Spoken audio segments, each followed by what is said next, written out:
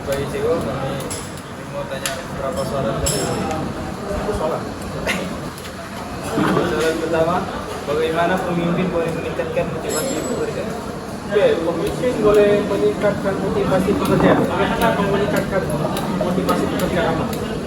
Oke, di sini kita sebagai pemimpin dia boleh untuk meningkatkan motivasi, kita tidak boleh anggap seorang pekerja saja. Tapi apa?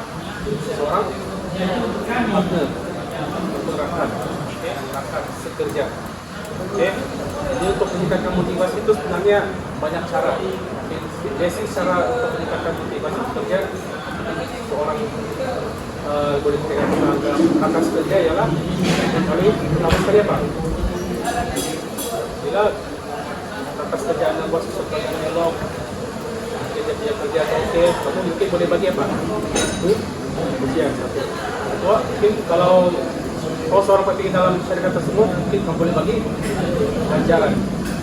Yang ketiga, seelok-eloknya mungkin anda boleh bagi selain pujian ganjaran, mungkin boleh bagi dia orang bilang kalau mungkin lah dalam syarikat tuh mungkin sebagai ada kenaikan gaji ataupun mungkin ada ganjaran yang berbentuk percutian mungkin. Oke, itu salah satunya lah. Tapi ada banyak cara. Tapi pujian ganjaran itu salah satu meningkatkan motivasi pekerja lah. Lebih-lebih lagi silakan sekerja. Dengar gini? Boleh juga. Oke, Mik, seterusnya, Mik. Kita kasih kejapnya nih, Mik. Seterusnya, bagaimana seorang pemimpin menangani perubahan dalam organisasi? Oke, bagaimana seorang pemimpin menangani perubahan dalam organisasi? Perubahan organisasi ini menurut kamu perubahan yang macam mana itu? Oke. Bukan perubahan ketat. Organisasi mungkin dari segi hierarki. Hierarki maksudnya perubahan ketua, perubahan EJK, perubahan siapa yang buat kerja, siapa yang kena assign, ataupun perubahan dari segi kerja itu, sebuah kerja itu mungkin dirombak, Jadi mungkin ada pekerja tersebut dia tidak puas hati dengan perubahan itu, tapi sebagai seorang pemimpin macam mana dia menangani perubahan dalam organisasi tersebut? Mungkin pertama sekali dia boleh berdekat ataupun dekat dengan pekerja tersebut, bertanyakan sama ada perubahan itu mereka boleh terima atau tidak. Jika tidak boleh terima, macam mana? Mungkin situ ada perbincangan, supaya pekerja itu boleh saling terima apa yang mereka disuruh ataupun boleh terima perubahan tersebut. Yang kedua mungkin pemimpin tersebut, jika perubahan itu mungkin disambut baik oleh para pekerja ataupun rakan sekerja, memang tidak masalah lah. Jadi salah satunya itulah bercakap kita berdepan dengan para pekerja tersebut, bertanyakan perubahan itu oke atau tidak. Jika tidak oke, kita buat perbincangan. Jika perbincangan itu tidak diterima, apa yang perlu kita buat? Mau tidak mau kita kena buat sesuatu perubahan lagi, supaya semua pekerja itu boleh menerima pendapat tersebut. Tapi perubahan itu kita boleh kena bagi tahu juga lah kenapa kita buat perubahan tersebut. Memang mesti bagi explanation ataupun bagi orang bilang penerangan dengan pemahaman kenapa perubahan itu perlu dibuat dan kenapa mereka perlu terima dan kenapa mereka perlu buat. Dan pastikan perubahan yang dibuat itu bukan atas dasar mengenakan rakan sekerja ataupun pekerja lah. Seterusnya. Yang ketiga, apakah peranan komunikasi dalam kepemimpinan yang berkesan? Dalam kepemimpinan yang berkesan, komunikasi adalah satu faktor yang sangat penting, sebab komunikasi ialah salah satu cara kita menyampaikan apa-apa arahan.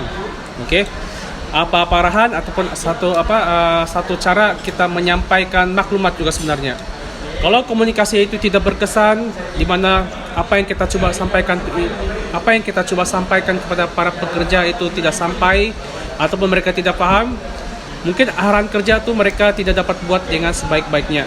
Dan jika komunikasi itu yang mungkin bermasalah, pekerja itu tidak memahami, di situ juga menjadi punca perbalahan, punca pergaduhan dan punca kepada tidak kesepahaman. Jadi peranan komunikasi kepemimpinan berkesan itu sangat-sangat penting peranannya sebenarnya. Dan cara kita berkomunikasi menyampaikan komunikasi dengan para pekerja pun sebenarnya ada caranya. Mungkin untuk menyampaikan arahan itu mungkin yang jelas dan tegas jika arahan kerja tersebut memerlukan kerja itu disiapkan dengan cepat. Okey. Dan kalau arahan kerja itu mungkin yang secara lembut, okey, secara lembut, lepas tu mudah difahami, mungkin arahan kerja tu mungkin ada setengah pekerja tu merasa sangat-sangat senang untuk menerima arahan tersebut contohnya, ataupun maklumat tersebut lah begitu. Boleh faham? Okey, seterusnya. Bagaimanakah Anda mengurus pasukan yang mempunyai pendapat yang berbeza? Pendapat yang berbeza. Ini sebenarnya agak soalan ini orang bilang setiap pengurus akan menghadapi ahli pasukan yang berbeza pendapat. Confirm. Lebih-lebih lagi kalau pasukan tu melebihi 5 orang contohnya. Okey. Dan mau tidak mau bagaimana pengurus tu hendak mengurus pasukan tersebut? Pertama sekali memang kita ada komunikasi yang baik dengan pasukan. Okey. Dan dalam masa yang sama juga mungkin dalam kita membuat sesuatu kerja tu kita minta pendapat para ahli pasukan tu bagaimana kita cuba mengendalikan sesuatu kerja. Okey, setiap ahli pasukan pasti akan memberi pendapat yang berlainan. Tetapi melalui perbincangan kita akan dapat kesepahaman. Mungkin dari segi dari perbincangan juga tu kita akan tahu setiap ahli itu akan memberi pendapat yang berbeza. Tapi dalam perbincangan kita akan dapat tahu pendapat siapa yang lagi bagus, pendapat siapa yang ada mungkin memberi kesan yang lagi baik, pendapat siapa yang mungkin menyebabkan kerja itu berjalan dengan cepat. Jadi komunikasi dan perbincangan itu akan menyebabkan pengurus pasukan itu dapat menjadi satu pendapat yang dimana setiap pasukan itu akan menerima akhirnya. Okey, last kita melalui perbincangan itu pendapat itu akan menjadi satu jika setiap ahli pasukan itu berbincang dan bersetuju dengan mana-mana pendapat yang boleh memberi kebaikan kepada pasukan tersebut. Nah, itulah salah satunya lah. Kalau cakap panjang-panjang nanti habis pula masa. Oke, seterusnya, bagaimanakah pemimpin boleh membina kepercayaan dalam pasukan? Okey. Bagaimana pemimpin boleh membina kepercayaan dalam pasukan? Sebenarnya soalan ini pun sangat-sangat sukar dijawab. Okey. Bukan semua pemimpin boleh membina kepercayaan dalam pasukan. Okey. Lain pemimpin mungkin dia akan ada lain dia punya cara. Okey. Tapi sebelum anda membina kepercayaan dalam pasukan, kepercayaan itu datang dari mana dahulu? Kepercayaan dengan pemimpin ataupun kepercayaan pemimpin dengan ahli? Okey. Dan untuk membuat ini, pertama sekali kepercayaan kepercayaan pemimpin dengan kumpulan itu mesti dibuat dahulu. Okey. Maksudnya sini ahli-ahli itu perlu percaya dulu dengan pemimpin, yang pemimpin itu boleh mengurus mereka dengan baik. Dan apa pengurus ataupun pemimpin itu perlu buat? Dia perlu menunjukkan dedikasi mereka dalam kerja mereka dahulu. Okey. Contohnya menunjukkan teladan yang baik dengan pekerja dahulu, supaya jika pemimpin itu sudah boleh menunjukkan dia respect, okey, dia percaya dengan ahli dia, okey, dia boleh harap ahli dia itu boleh buat kerja dengan baik, otomatik pasukan dia tu, ahli pasukan tu akan percaya juga dengan pemimpin mereka. Tapi apa-apapun, untuk membina kepercayaan dalam pasukan, setiap ahli termasuk pengurus harus membina kepercayaan sesama sendiri dahulu sebenarnya. Baru dalam kepercayaan dalam pasukan itu boleh dicapai. Okey, boleh? Oke, soalan seterusnya, apakah cabaran yang Anda hadapi dalam memimpin sesuatu pasukan? Apakah Nomor 6 juga. Okey, apakah cabaran yang anda hadapi? Okey. Pernah Anda memimpin satu pasukan? Ya. Apakah cabaran yang hadapi? Biasanya cabaran pemimpin dalam satu pasukan satu saja. Okey. Pekerja atau ahli pasukannya tidak mengikut arahan. Okey, jadi apa yang kamu perlu buat? Adakah saya akan bekerja sendiri? Tidak boleh. Jika mungkin saya mengurus sesuatu projek itu yang besar dan saya harus mempunyai pasukan juga untuk menyelesaikan masalah tersebut. Mau tidak mau, cabarannya yang dihadapi ialah jika pasukan kamu tidak percaya dengan diri kita sendiri, contohnya kita harus berjumpa dengan siapa? Ahli pasukan tersebutlah untuk membina keyakinan. Okey. Jika ahli pasukan tersebut mungkin ada bercanggah pendapat dengan kita, mau tidak mau kita kena duduk satu meja dan berbincang.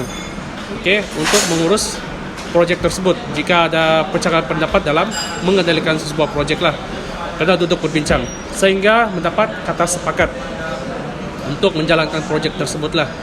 Okey, rasanya itu sajalah salah satunya sebenarnya. Okey, cabaran yang dihadapi ialah bila kita punya ahli pasukan tidak dapat menerima arahan dari kita.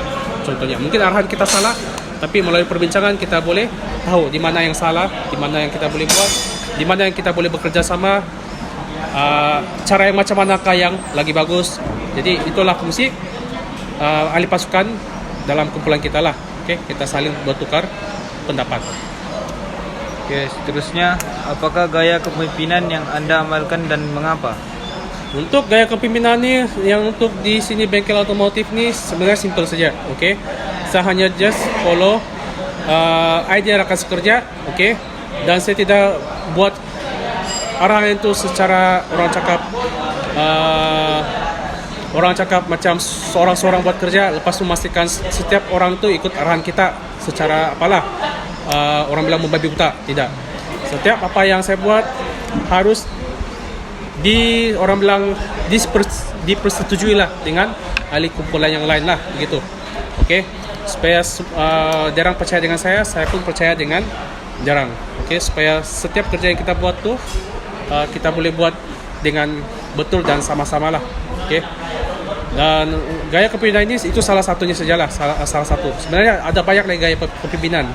Okey, ada yang mungkin menunjukkan kuasa veto, ada yang jenis-jenis kepimpinan yang di mana dia tegas. Okey, tapi kalau di suasana sekolah ini, gaya kepimpinan ini kita just follow ahli persetujuan ahli kumpulan, dan jika kalau kerja itu simple dan boleh dibuat secara ringkas melalui persetujuan ahli kumpulan dengan kerjasama, rasanya semua kerja-kerja itu akan dijalankan dengan baiklah. Okey, dengan baik. Okey, itu saja. Seterusnya, ceritakan satu situasi di mana anda membuat keputusan sebagai pemimpin. Okey, situasinya senang saja, kalau bukan maksudnya senang. Ini di mana situasi itu, contohnya ada seorang pemimpin untuk 5 ahli kumpulan. Okey, dan keempat ahli kumpulan termasuk anda 5 orang lah, contohnya mempunyai pendapat yang berbeza-beza. Okey, di sini kita tidak dapat mencapai kata sepakat lah. Jadi sebagai ahli pemimpin ataupun seorang pemimpin, kita kena pastikan juga dalam satu idea tu kita kena buat untuk memastikan kerja itu senang ataupun boleh dibuat. Okey, tapi banyak idea kan, banyak idea diketengahkan. Dalam banyak idea itu, sebagai seorang pemimpin dia sepatutnya harus ada satu lagi sifat sebenarnya, ada satu nilai lagi. Dia sebagai seorang penganalisis. Okey, penganalisis. Di mana analisis ni dari mungkin ada 4 idea yang bercanggah ni, sebagai seorang pemimpin dia mungkin boleh pilih salah satu idea ataupun 2 idea dari mana-mana idea tersebut. Jadi dia sebagai sebagai seorang pemimpin, okey, jika tidak kata sepakat, dia berhak untuk memilih mana-mana idea termasuk idea pemimpin tersebut untuk digunakan pakai untuk menyelesaikan masalah tersebut. Okey, dengan syarat dengan persetujuan ahli-ahli kumpulan. Tapi kalau ahli kumpulan itu tidak setuju juga, okey, dia setuju juga, pemimpin tersebut perlu mengambil satu langkah di mana pilihan ataupun pilihan yang dipilih itu haruslah tidak memberi kesan yang sangat-sangat orang bilang teruk lah. Jika pilihan-pilihan yang dia buat itu mungkin pilihan 1, 2, 3 dia pilih, mungkin pilihan 1 dan 2 saja. Tapi at least yang dia pilih itu tidak seburuk, bila dia fikir panjang, tidak memberi kesan yang sangat-sangat buruk lah atau sangat negatif. Okey, contohnya pemilihan, bila dia pilih pilihan 1 dan 2, mungkin dari ahli 1 dan 2 tu mungkin dia rasa okey, dia boleh pilih lah supaya kerja itu berjalan, supaya kerja itu siap, supaya kerja itu orang bilang boleh siap dalam tempoh waktu yang diberikan. Mungkin ahli kumpulan itu bukan dia tidak pilih pilihan jarang. Okey, bukan dia tidak pilih, cuma dia rasa mungkin penyelesaian pilihan 1 dan 2 tu lagi baguslah. Dan bila dia buat keputusan tersebut, dia kena explain dengan ahli-ahli dia kenapa dia pilih keputusan tersebut. Okey, dia kena explain kenapa saya tolak pilihan 3 dan 4 contohnya. Okey, boleh? Yang kesembilan, apakah kekuatan dan kelemahan Anda sebagai seorang pemimpin? Kekuatan saya sebagai seorang pemimpin sini, kekuatan tu saya tidak cakap sebagai kekuatan, tetapi itu ya keperluan seorang pemimpin dalam unit inilah. Okey, salah satu kekuatan mungkin saya senang bekerja sama dengan ahli kumpulan lain. Saya dengar pendapat ahli kumpulan lain. Okey, dalam masa yang sama juga mungkin saya ada sedikit tegas dengan ahli. Bukan ahli, ada sedikit tegas dengan keputusan saya. Tapi ketegasan itu disebabkan saya perlu membuat keputusan mungkin secara cepatlah. Okey, disebabkan mungkin waktu tempo yang diberikan itu singkat. Jadi tertentu mungkin saya akan buat keputusan itu. Saya hanya memberitahu keputusan pilihan saya itu mungkin awal 2-3 hari, lepas itu saya laksanakanlah jika tempo yang diberikan itu mungkin sangat singkat.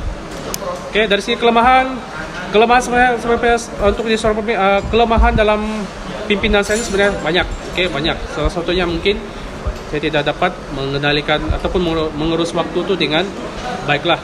Okey, contohnya.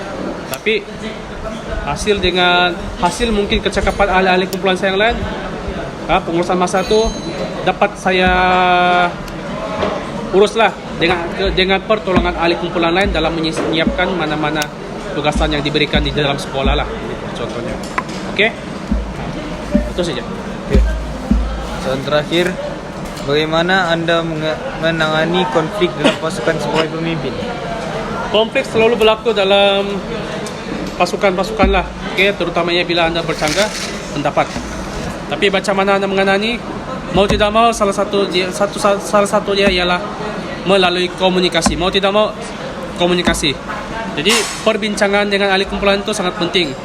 Jadi kita berbincang macam mana kita mau menyelesaikan konflik tersebut. Okey, kita tidak boleh menyelebahi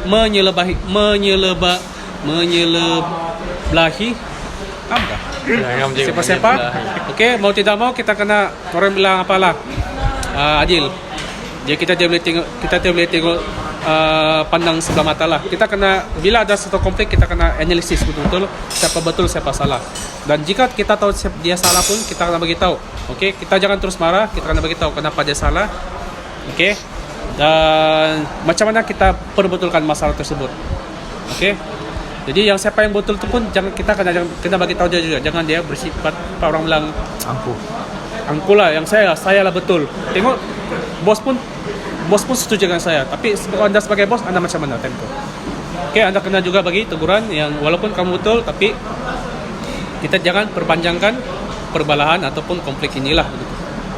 Dan biasanya kalau sekolah ni jarang berlaku beginilah. Tapi kamu akan pergi ke syarikat-syarikat lain, benda ni akan selalu berlaku. Kamu dengan supervisor, kamu dengan bos. Tapi bagaimana kamu menangani dia? Hanya satu saja, komunikasi lah. Bukan komunikasi pakai parang lah. Komunikasi mulut ke mulut, perbincangan. Lepas tu kita selesaikan dengan cara yang Matang. baik dan matang. Okey, itu saja. Itu saja. Terima kasih juga. Okey, sama-sama. Sudah meluangkan masa sama kami. Semuanya RM3.20 dan Maggi. Ya, ambil aja sampah.